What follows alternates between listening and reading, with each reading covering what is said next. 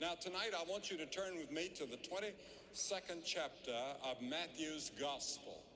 And I want to speak on the subject, a cure for heart trouble. Then one of them, which was a lawyer, asked him a question, tempting him and saying, Master, which is the great commandment in the law? And Jesus said unto him, Thou shalt love the Lord thy God with all thy heart and with all thy soul and with all thy mind.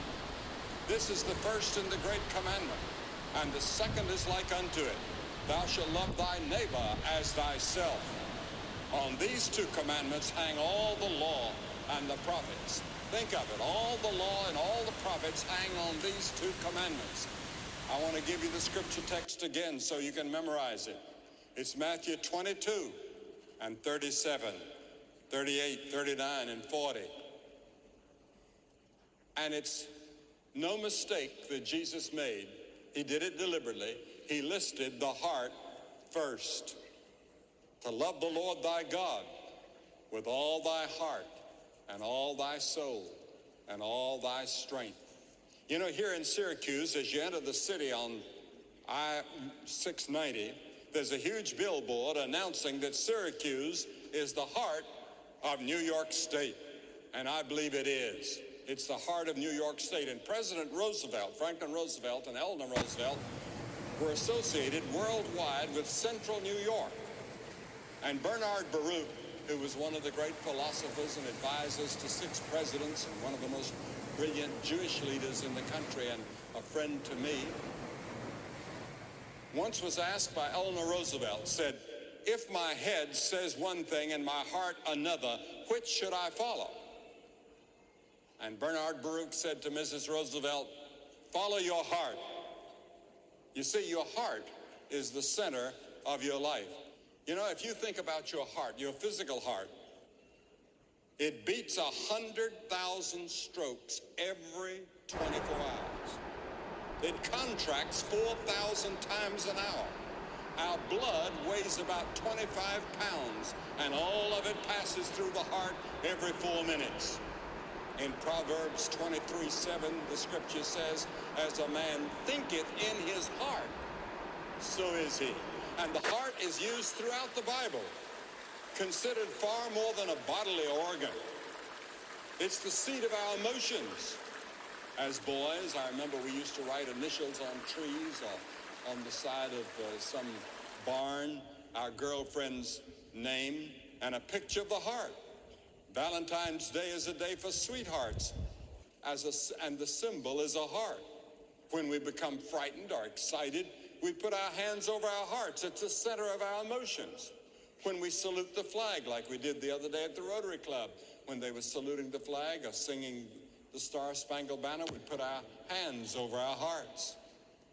Or saying some of the great patriotic things, we put our hands over our hearts. The heart is also the seat of decisive action. The Bible says the fool hath said, not in his mind, but in his heart, there is no God. And the scripture says in Proverbs 4, keep thy heart with all diligence, for out of it are the issues of life. The heart is the seat of belief as well as the basis of doubt. Christ said, for out of the heart proceed evil thoughts and murders and adulteries and fornications and thefts and false witnesses and blasphemies. But you have something wrong with your heart, and I have something wrong with my heart. Our hearts are diseased by a disease that the Bible calls sin. You see, the heart is also the seat of life. The Bible says your heart will live forever. Think of it. Your body is going to die and go to the grave, but your heart, your soul, your spirit will live forever. 1,000 years from tonight, it'll still be alive. When God looks at man, he doesn't look at the color of his skin, the kind of clothes he wears, or his social position. The Bible says out of the heart of a black person or an Oriental person or a white man or woman, out of the heart are the issues of life. And no physician on earth can tell one from the other. We're all alike in the sight of God. The Bible says man looks on the outward appearance, but God looks upon the heart. And in the scriptures, the heart is considered the symbol of the entire person. When Stephen of Colonna fell into the hands of his assailants, and they asked him in derision, "Where now is your fortress?" Stephen placed his hand over his heart and said, "Here is my fortress." Helen Keller, who was blind and deaf and dumb, wrote, "The best and most wonderful things in the world cannot be seen or touched, but are just felt in the heart." You see, the heart has come to stand for the center of the moral, spiritual, and intellectual life of a person. It's the seat of a person's conscience and life, and extremely important. And the question I want to ask you tonight is this: is your heart right? Is your heart right? Is it right with God? Because if it's not right with God, your sins are not forgiven. You're not going to heaven when you die. Our hearts have to be right. I do not ask about your outward life. I don't ask about your intellectual life or your financial status or your social life. I'm asking about your heart. What about your heart? Dig deep into your heart tonight in your thinking. How are you toward God? Are you right with God? The Bible says, prepare to meet thy God. And before you can prepare to meet God, your heart has to be right. And your heart has to be touched by the Holy Spirit. Now, what does the Bible teach about the heart? The Bible teaches that our hearts are sinful. They're sinful. Mine is, yours is. We're born with it. From Adam and Eve. It's passed on from generation to generation.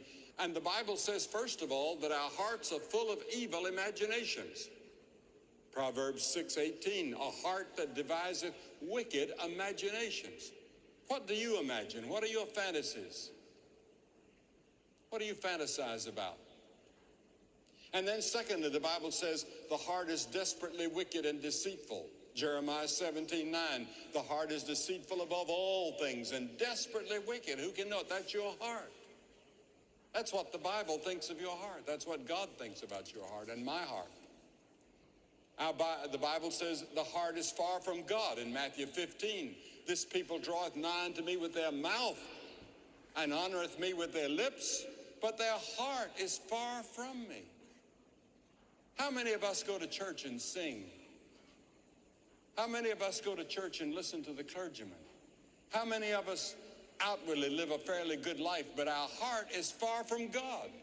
We don't have that experience with Christ in which he's in our hearts all day long and we think about him and pray to him and he's close to us. But he should be.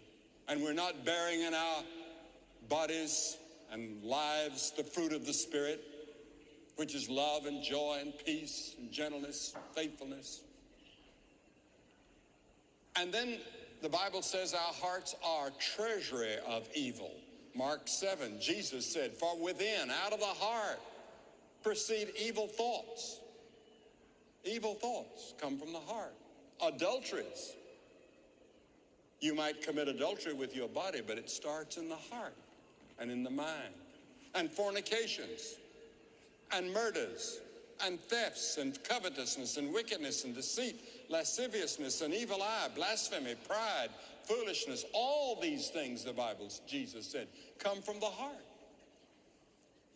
So the most important thing in the world for you tonight is to be sure that your heart is right with God and that you have been forgiven of all those things.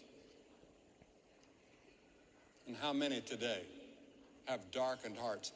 I'm sometimes absolutely amazed at their ignorance of the world. And the ignorance comes from the fact that they don't know God. They don't know the Bible. They don't know God's plan of the ages. And so they make so many mistakes because their heart is dark and Satan has blinded their eyes.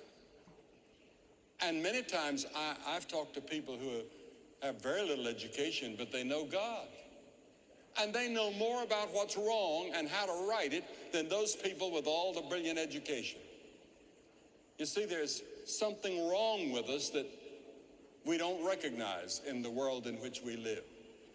Our world is secular. Our world doesn't want to take into account that God exists, or that man is made in the image of God. His heart is made in God's image and made for fellowship with God. And without God, it's dark. You see, the devil darkens our understanding. Sin darkens our understanding. Sin paralyzes our will, dulls the conscience, and defiles the heart. And then the Bible says that we have unbelieving hearts. Take heed, brethren, lest there be any among you with an evil heart of unbelief in departing from the living God. Hebrews, the 3rd chapter. And then our hearts are blind. Ephesians 4, having the understanding dark and being alienated from the life of God through the ignorance that is in them because of the blindness of their heart. Our hearts are blind. Would you like to have your heart illuminated by the Spirit of God? You that are watching by television can pick up that telephone and call that number on the screen right now, and there's a counselor standing by ready to talk to you about how you can have a new heart, because he promises a new heart to all of those that put faith in and trust in him. And you can do it right now. What a wonderful thing. And then the Bible says our hearts are deceitful. The heart is deceitful above all things. Think of it. Think of God, and anything that you think more of than you do of God becomes idolatry. It may be that box in the corner in your room that we call television. And you spend more time in television than you do in the Bible. More time thinking about what you've seen on the television than you do in the Bible. And sometimes I have to get down on my knees and confess that I've done the same thing. And I say, oh God, cleanse me and forgive me. I've spent too much time in front of that screen tonight. I should have been reading and soaking up your word and spending time in prayer for people in Africa and people in other parts of the world where there's so much hunger and so much homelessness and so much suffering. Then the Bible says our hearts are stony, and I will take the stony heart out of their flesh